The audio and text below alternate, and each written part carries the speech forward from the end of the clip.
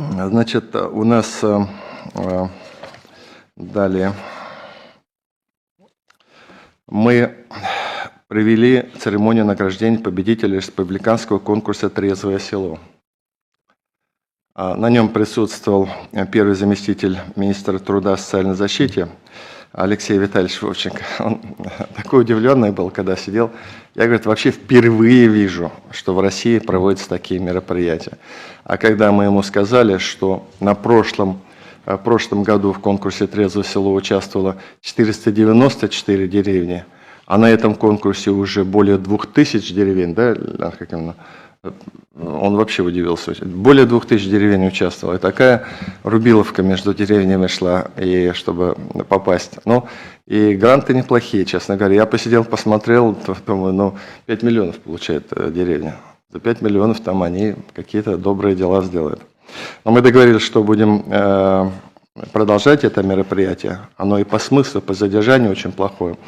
Там, знаете, вот то, что мы говорили, очень важный вопрос.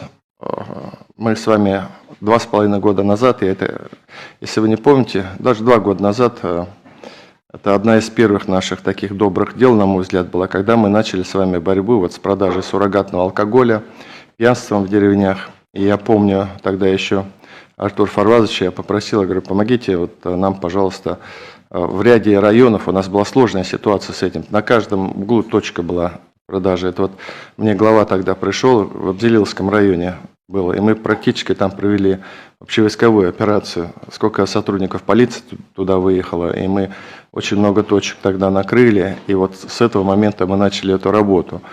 И мы тогда договорились с главами сельских поселений, с общественностью, что если они сами не создадут атмосферу нетерпимости вот к этим негодяям, которые продают суррогатный алкоголь, мы ничего не наведем. И тогда очень много было и арестовано этого алкоголя, и точек закрыто, и стало получше. И вот в деревнях, которые выиграли «Трезвое село», как раз этим и занимались. Они убеждали людей просто методом убеждения, там определяли точки, где продаются. И вот сами потихонечку, естественным путем пришли к таким результатам.